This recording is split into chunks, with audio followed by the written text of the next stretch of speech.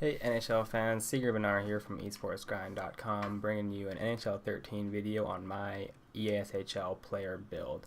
Hopefully you have already read my player build guide on esportsgrind.com. If you haven't, there's a link in the description where you can head over and read that now, or you can read it after the video. So to begin, I just want to first say that this is for my centerman only. I'm only doing it for my center. If you want me to do it for other players, or other positions rather, just let me know and I can do that. Anyways, let's start. For player type, I always go with two-way forward for my center, just because I can get the face-offs up to 87, which is high as you can get it out of any of the player types. And of course, that's without the boost. If you add the boost, and then you can get it up to 96 on a two-way forward. You can also get it that high on a grinder. For my play style, I definitely prefer to go with a two-way forward. So for offense, the deking is pretty self-explanatory. It helps with the success of your dekes that you try to pull.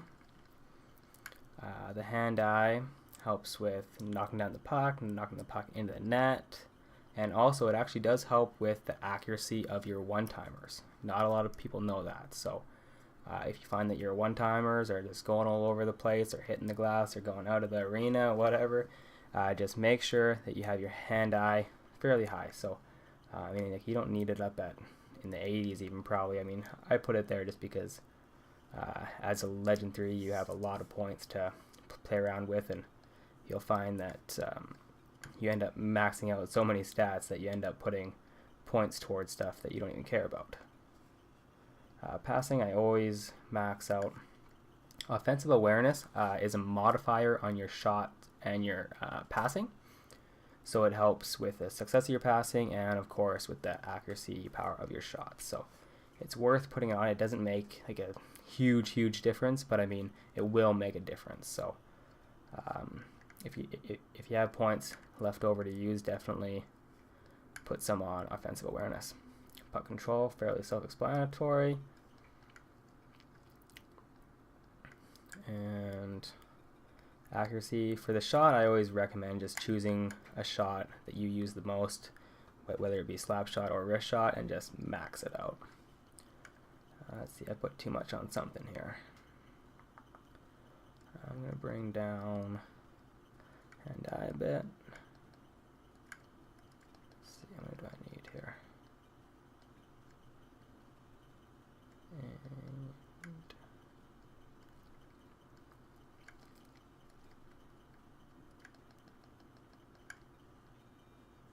we've got 10 points left. I hate having 10 points left, so I never use my slap shot.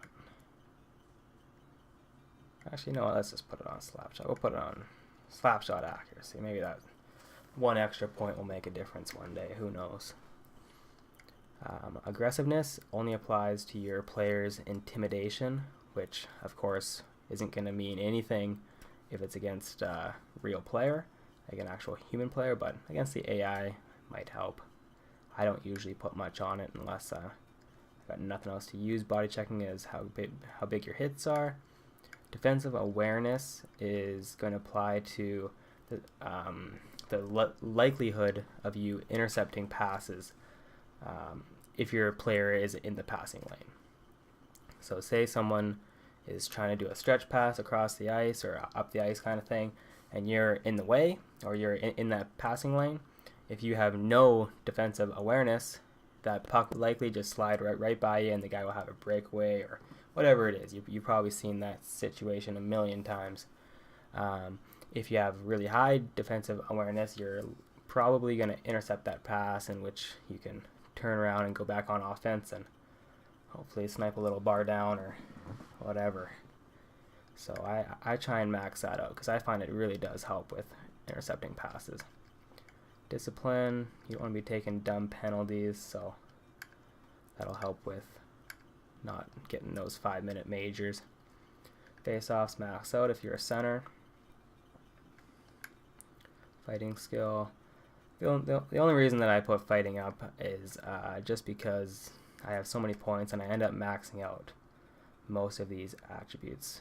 so I have points left over to just put on whatever I feel like. And shot blocking, in case anyone is wondering, it does help with how fast your player gets back up after going down to block a shot. So this could make a pretty big difference if you're a player that often blocks shots, because I mean, you will spend a lot less time laying on the ice. And let's see, I got quite a few points left here. Max out discipline. Body checking I really don't care about, but why not have that up? We'll put a few left on defense there, or on aggressiveness rather. Yeah, let's go to athleticism. So acceleration, max it out if you're a two-way forward, I would suggest. Pretty much max out if you're any player, really. I mean, speed is such a big part of this game that if you don't have it maxed out, you're just going to get burned every game. It seems that way anyway. Balance, definitely have balance up so you're not trying to get a cycle going in the corners and just getting knocked down all the time, right? So you want to have your balance up. Endurance, pretty self-explanatory. It will just help with how fast or slow your player fatigues. And strength, let's see, what else should I put on? Honestly, I never put anything on durability. I mean, it does help with your player not getting injured, but I find I don't really get injured too often, so I just leave it at 65. If you find that your player is often getting injured, and then for sure, and definitely put some points on it. I'll just put the rest on strength and endurance there. So that's pretty much my player build right there, and that's what I use all the time. And like I said, I'm always center. If you have any questions about any of the attributes or anything, just leave a comment. If you have any tips for me, like maybe you have other ideas of what works best for a center, leave it in the comments. And thanks for watching. And again, visit esportsgrind.com. I do have the link in the description to the EASHL player build guide, and that should help you out. And I appreciate you watching. And if you like the video, give it a like. And hope to talk to you soon. I'll see ya.